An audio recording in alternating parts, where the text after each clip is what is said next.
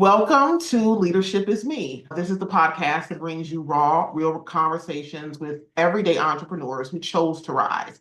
I'm your host, Blooming Dahlia, and each episode we dive into the mind shifts, the life lessons, and the defining moments that unlock something greater. So if you've ever felt called to more but kind of just don't know where to start, then this is a place for you. Because here we really like to let everyone know that leadership is not a title, it's a choice. And for you, that choice starts right now. So today I am talking with Adele. She is the creative director of Live Large Design.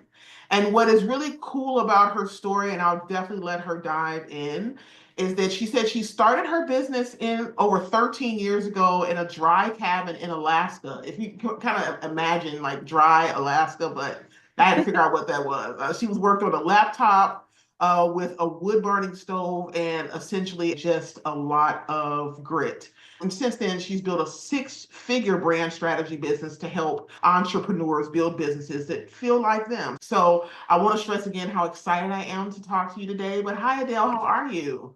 Hi, thank you so much for having me. I'm really excited to do this episode.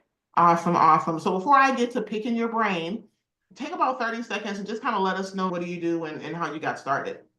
Yeah, absolutely. I mean, a lot of my story started with my father, who had his own carpentry business, and hardest worker I know, but I definitely at a young age was like, I want to have my own thing, like I want to be in control of my not just schedule, but like who I work with and what that looks like. I ended up getting my MFA in design, so I went to art school, and around that time started my business, Live Large Design in Alaska, and I've been through just all the iterations. I freelanced, I had a small agency, I had a big agency, I've worked internationally and eventually came home to this kind of e-learning niche that I'm in now. I've started these, I call them spirit brand archetypes to help my clients really connect with like the uniqueness in which they are creating their business. So let's go back to the beginning because you mentioned a few things about the archetypes, which before we got on camera, I told her I was so geeked out about that, about even just a thought process of branding according to your archetype and really being authentic with who you are. So let's go back. So what made you start a business? Well, I'll use my archetypes as an example. So one of the archetypes is the rebel, and I would say that I'm most inherently that one, just because I came out of the womb uniquely me. And I always say like I was a kind of quiet, polite, defiant child.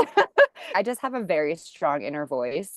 And it doesn't always play well in certain environments. I have tried, like maybe a year at a traditional job, and I think I kind of annoy people because, a lot of workplaces, they just kind of want you to come do the work and maybe be a little quieter. And I'm not great at that. And I think, again, watching my father have his experience, I definitely in the back of my head was like, I want my own business. So I suspect there was like just unconscious desire for me to become more of a leader, to find my voice and become the artist that I wanted to become. And my business has pushed me to do that in my clients in like a beautiful way. I think you have to learn how to be brave when you have a business. So I want to pick apart something that you said a little bit because it seems to be a contradiction. If I heard you correctly, do you say you were kind Yeah. of like a quiet, polite rebel? Yeah, Are as a those the kid, term? Okay. especially. Yeah. Yeah. Okay. So I wanted to pick that apart because I think sometimes, and I can probably resonate with this a little bit, that people don't realize that is a rebel type. That a lot of times rebels are initially very quiet and very polite, and which eventually leads to a conflict between who you actually are versus how you're showing up. So what was Sure. that like to discover, like, hey, I am a rebel and that's okay? Yeah.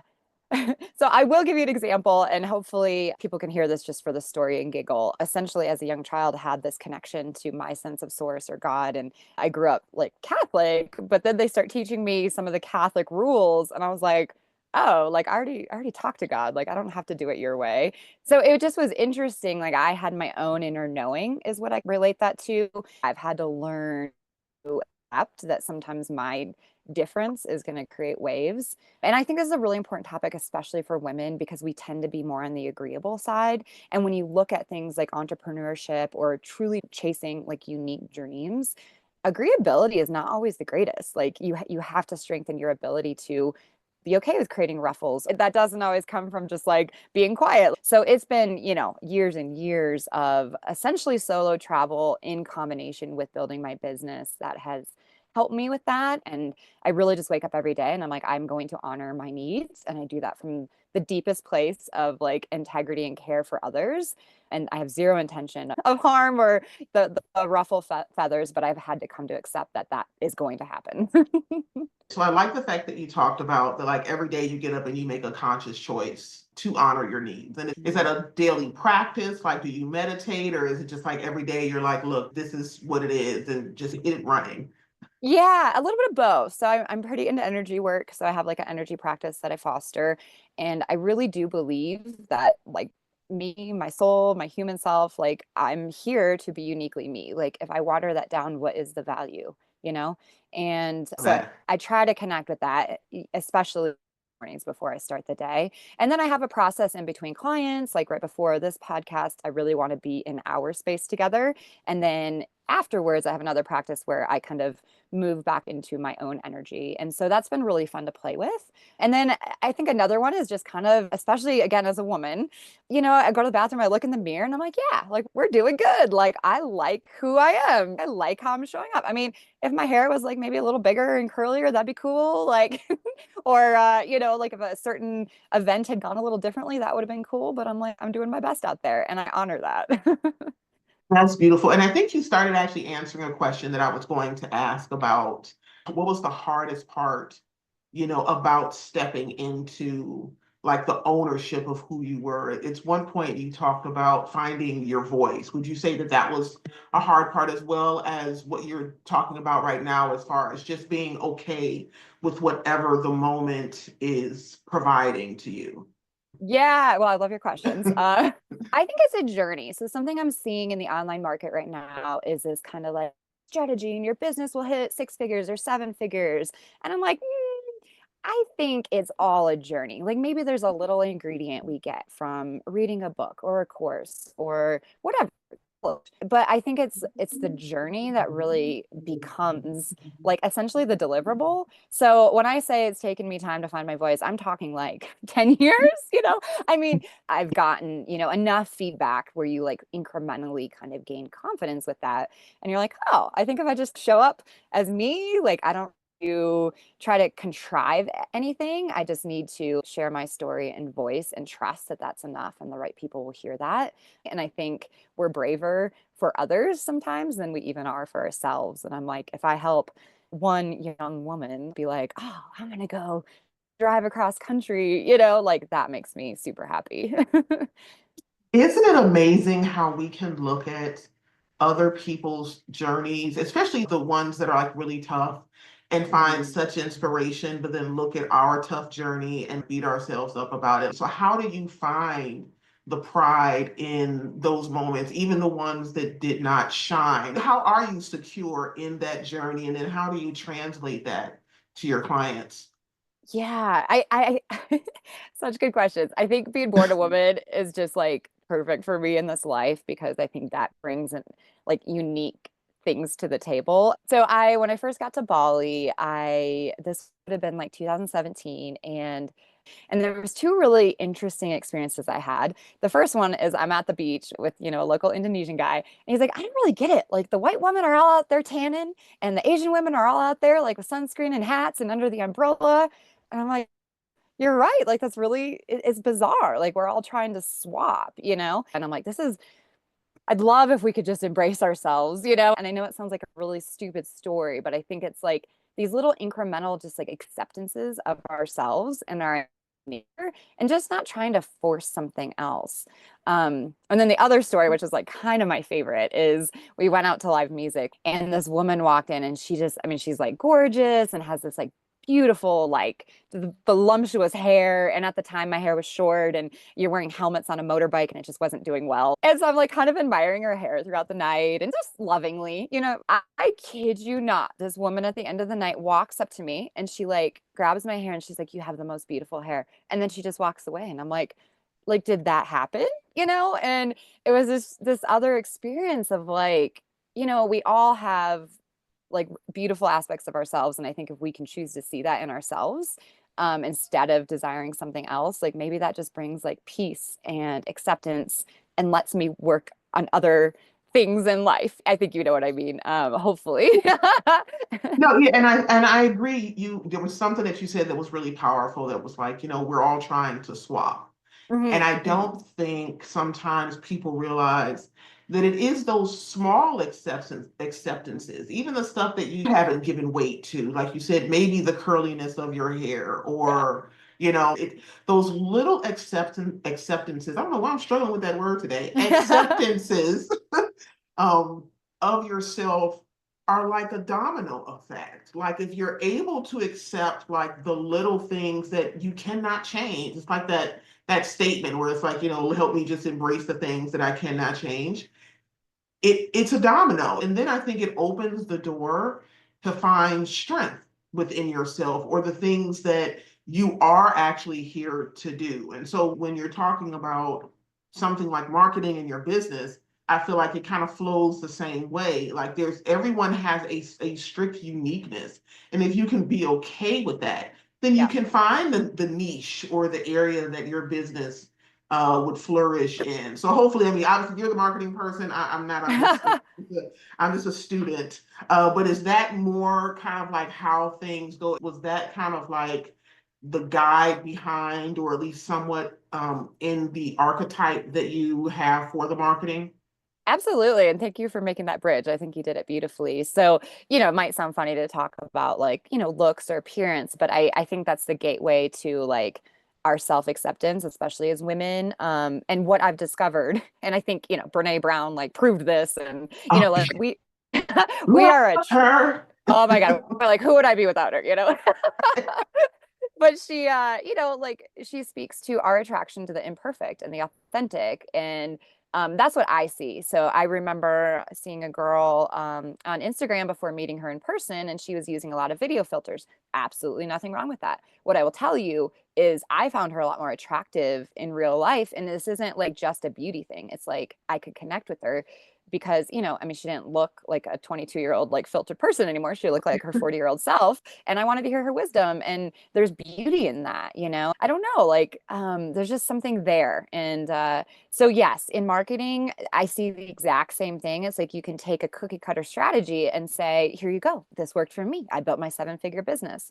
Well, cool, but does everybody want to be an influencer? Like that's not how I'm going to build my business. I build it more through storytelling, and it's a different texture. So for me, that's working really well. And yeah, the archetypes I created, again, I think 7 is even too limiting. We are infinite. Everybody is unique. But when I can start categorizing as a designer, that's what my brain does. It picks up on patterns. And I'm like, oh, all my like mystic clients, they want these really artistic, like flowy platforms. And then versus my specialist client who is like the doctor. They want like really clean, concise, clear, like so it comes together in both the at those platforms. So the strategy into the offers as well as like the visuals. And that's what I'm really excited about. So talk to me about support systems, Yeah. right? For a lot of people, especially either solopreneurs or individuals that are really just trying to find that source within themselves, they may not have a support system. So did you have a support system? And if not, what or even if you did, what other things outside of that did you lean on to find the courage to step out and just go ahead with this? Well, thanks for asking. I grew up very analog, like very in the woods, and then, went to art school, which teaches you nothing about business or even really marketing. It's art school, right? It's hilarious. So of course I love what I do, but I'm innately an artist. So I had to go through this friction point as well of learning marketing. And then because I work with clients, a lot of the time I'm behind the scenes, which I was very comfortable with. So I love working for a client and I can go out and like shout off the rooftop for other people, but I've really had to learn that for myself. And so I'm kind of just honestly in the past few years coming into my own with all of that, if I'm truthful. So a Mm. support system, I grew up with a dream to move to Alaska since I was 3, and I had this crazy uncle, and I don't even know how many times he said it, but he just was the voice in my head that was like, "You're gonna do it," and that's all I clung to. And I did. I drove to Alaska on my own at 23 before I had a cell phone with just a good old fashioned map. And there was a lot of doubt, I remember, and that was really interesting to me. But I really just hung on to those voices that meant something to me. And for me, this is a little bit intense, but I was like, I die or I go to Alaska. So I think when our dreams are grounded enough in us, we will move through anything for them. And, even if something bad happened, I'd be like, I knew that I made that choice from a place of clarity. Um, but yeah, I think we have to foster a lot of like individual tenacity, honestly. So what I'm hearing is one, it's the fear of the unknown. I think a lot of people get stuck there. I resonate because I moved from Ohio to Texas blind. Like you say, you just got on the road, and it was Yeah. just something within me that was just like, yeah, I need to go. And I need to go now, and I cannot stay. And I think it's powerful for people to figure out like what is that thing in you that you're just not willing to risk. Yeah. But finding that something in you that is that non-negotiable, I think is very key to making that first step. Another thing that holds people back a lot of times, and again, and I can even apply this to your travels to Alaska, is the financial burden that Hmm. potentially is attached to it. How am I going to pay for XYZ? Like, Hmm. what if I fail? What is a side hustle? Like, I have a 9 to 5. How did you work through those insecurities, if they were insecurities for Yeah. you? I would say money's always been like a role in my life and, kind of concern of enough. I would say that, especially then. It was really hard, like I would get gas and I'd save the little receipt and I'd shove it in this little pocket in the truck. And I was like, I'll count it when I get to Alaska. And I never did. I left it there until I sold the truck. And now they were all faded. So I think for me, moving to Alaska was like so innately spiritual. I was like, there's no way I'm not getting there. Might be a little stupid. Okay. So, like, this is not advice I'm giving. I have my own money story. And so part of mine has been I can do anything I want, regardless of the money I have. I've had to work on like my own understanding of like, let's bank some money. That sounds nice. Some security. So, and at the time moving to Alaska, I dog mushed. So you're not getting paid. You're working for free, but they feed you. And I just was like, this is so my journey that nothing else matters, Again, is that the smartest? I'm not sure. I had 20 years of mental prep to do this trip of like daydreaming. I always encourage people, like, if they're looking to go remote and they have a 9 to 5, it's like, why not utilize that 9 to 5, keep your health insurance for a period, bank some money, and then you can work nights building up your business. Or I think there's smarter ways to do it than I did. I mean, everything, even down to my truck. I drove a 2-wheel drive manual truck up there. I self-made a little trailer and I didn't even get a hitch. I just got like a ball and I put the trailer on the hitch. I'm like, here I go. Like, wow. So, I love that time, but I love that again. It's like this is a non-negotiable. But I think what it shows, or what I'm hoping people get out of that, is that if you have a will, there's a way. And yeah. sometimes that is not the prettiest. Actually, most of the time, it is not the prettiest, and you'll look back on it like, what the hell? Why did I do that? Or what in the world was I thinking? But you'll be looking back on it, from a completely different place. And just a quick similar story. When I was driving down to Texas, I had bought 4 brand new tires to try to prep for my ride. I laid over in Tennessee. And so halfway outside of Ohio, I hear this weird, and my tire has gone flat. Now, these are brand new tires I've never driven on. I, I went to the gas station, put air in the tire, and was like, I'm just going to make it to Tennessee. I refused to even look at the tire. I was like, I'm not stopping anything. And when I got to Tennessee that night and looked at it, like there was still air in the tire. But I remember later on, like, what is wrong with you? Like, you drove how many miles? Like, Hmm. you're not even going to acknowledge that this tire potentially has gone flat again on the freeway. But again, when there's a will, when you have something inside of you that you have decided is a non-negotiable, you kind of don't allow those distractions or the perfection of the journey to get in the way. It's like, I'm getting to the finish line no matter what. So now that you've had this again, I mean, from dog mushing to, a self-made hitch, like it's just like, is your definition of success different now than it Mm. was when you first started this journey? Oh yeah, heck yeah. Heck yeah. I think for me, I really had to figure out my values, and I really love looking at the values of an entrepreneur and their business because I find them closely tied. So I have a whole brand strategy process I do with my clients, understanding their value system, because that's going to be a window into how they want to market. So I will say 99% of my clients are very impact focused. They care about helping people. So it's just so important. And if I can link that to the marketing we're doing, that is going to inspire them more. But what I discovered for me, these are not going to surprise you, but my number one is growth. So, like, even if it's heartbreaking to leave or to do something different, growth inspires me. It's what I'm here to do. So I will always choose that over not taking the growth opportunity. Again, does that always lead me down like the rainbow path? Absolutely not, because we learn the most through challenge. I will say, I think success for me now in growth is working on learning those lessons without the hardship. And I think we just learn skills as we grow up, which is really cool. And then the second for me is freedom. And I such an interesting word, I think. And you could giggle at me, but I just love, like, is it 1883, like the pioneering TV show of them moving west? Like, I growing up, I just was obsessed with like that west pioneering story. Like, Like I'm like, oh my, Gunsmoke, like I mean, like the kind TV show, of, like yeah. because it's like it's so like insane. It's like you're going out there, you're sleeping under the stars, and it's just so like, who cares what your hair looks like? You're like, we're alive. There's just Right. kind of this like deep kind of survival aspect to it. So I was always Mhm. intrigued by that.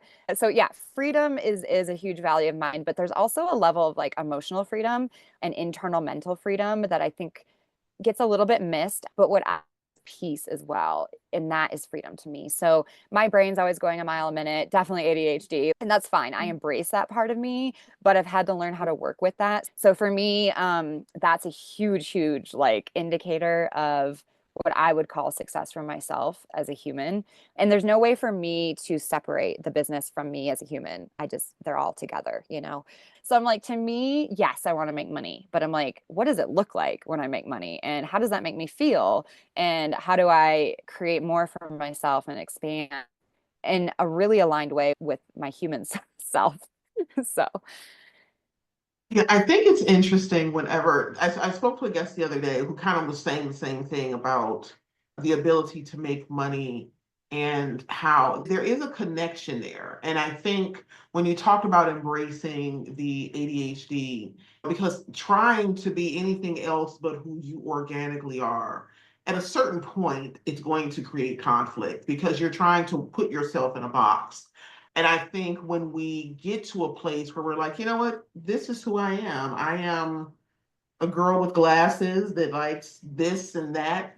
How can I, again, work within that? Which just kind of goes back to what we were talking about earlier. Like, how can I find the power and the acceptance within what I already am? I find that work, when people are willing to do that type of work, it takes them so much further. And sometimes you will realize that maybe you really don't even want to be a millionaire. sure. No, That the absolutely. video you saw on TikTok of the that you were chasing behind was simply because that's what they were telling you. But maybe you're fine at 100,000 a year, as long as you can go see your parents or your cure. Maybe you just want to travel, and as long as you have the money for travel, that's what Right. brings you peace. And I think that diversity, I really want people to learn how to just be okay with whatever actually brings them peace. So my last question before I kind of give you the floor, the name of the podcast is Leadership is Me.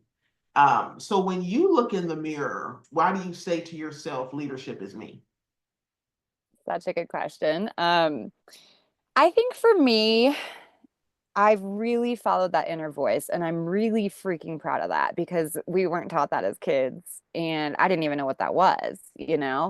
But I, throughout my life, there's moments and I hear it and I feel it and I've followed that. And I think that is leadership because often it would go against the grain, you know? And even me staying, you know, in Indonesia during COVID was not popular. Like a lot of decisions I made have not been, and it has carried me through any sort of conflict, judgments, anger, you know, which is really interesting to me because why does anybody need to do that for choices I make? I'm not sure, but it's carried me through that because I've been really clear.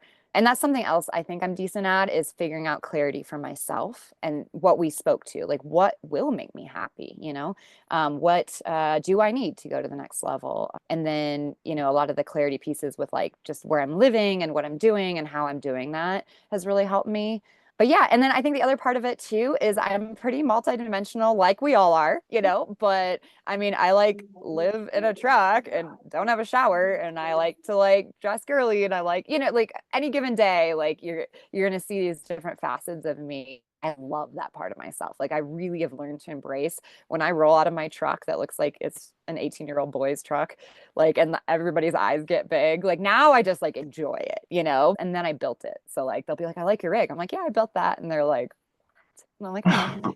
Something else that's just super cool. Like we didn't even know you're building rigs. Like you're just out here doing, you're just out here again doing it all. I think that's wonderful. And I'm sorry I didn't mean to interrupt. I'm just like not you building No, rigs.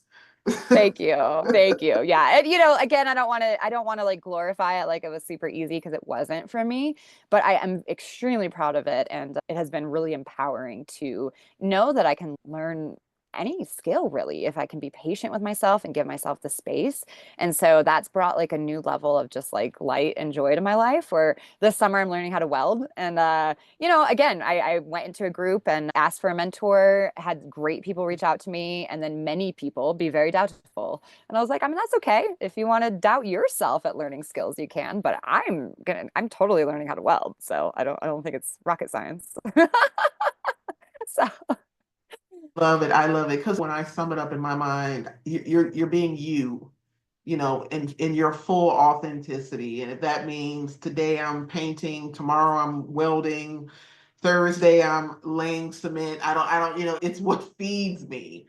And I think that is absolutely beautiful and something that I think if more of us learn to embrace that true level of authenticity, we'll find a different level of peace and happiness. So where can people find you and like kind of what do you have coming up on the horizon? yeah, absolutely. So I'd love you to check out my website. It's livelargedesign.com, and I'm sure you'll link to it. So that's like my branding website build side of my world, my creative agency. And I would be most excited if people will just go check out the Spirit Brand Archetype quiz and give me feedback, take the quiz, see if it aligns. There's some really cool like blueprints pieces that you get if you take the quiz in this. It's essentially launching right now. So you're on the onset of it. And there will continue to be some like really cool follow up with that because then I can speak to you from your archetype, which I think is that just makes me really happy. And then kind of on the side for me is it's called Weston Normal. So westonnormal.com. I'm launching my own podcast this year and doing more of like the on the road truck life stuff just because I think it's a thing and I that's a whole nother story. Like, you know, kind of got forced into building my own rig, you know, and so I'm like, well, I think I kind of want to teach on this too. So that's kind of the wilder Adele out in the woods with the puppy in the truck, you know, side of my world. That's wonderful. And I would definitely tune in. I geek out on real life. You know, when you see people really doing what, again, whatever it is that feels best to them. So I will have all of her information and links posted once we close out the podcast. But thank you again for tuning in to another episode of Leadership is Me. If today's story sparks something in you, share it, sit with it, but most importantly, take a step towards authenticity, a step towards fully embracing exactly whatever your archetype actually is, because there's not one definition of leader. The leader that you're looking for is already inside of you. So until next time, stay empowered. How do you even, I mean, just wow, absolutely wow. You know, how do you listen to a story from Adele and start to continue to question who you are, right? She literally operated 120% in her authenticity, whether it meant hooking a trailer up to the back of her truck by a ball, moving to Alaska, mushing, living overseas, welding. There's nothing wrong with who we are as we are, right? There's absolutely nothing wrong with who we are as people. We talked about Brene Brown and how much we love her. And there's a quote that says that authenticity is the daily practice of letting go of who we think we're supposed to be and embracing who we are. Again, and that is a Brene Brown quote. So today's conversation was essentially a reminder that leadership does not start when others recognize us. It starts when we start to recognize ourselves. Adele showed us that what it looks like to lead from the inside out, where authenticity is not just a buzzword. It is a boundary, it is a truth, and most importantly, it's a strategy. Until next time.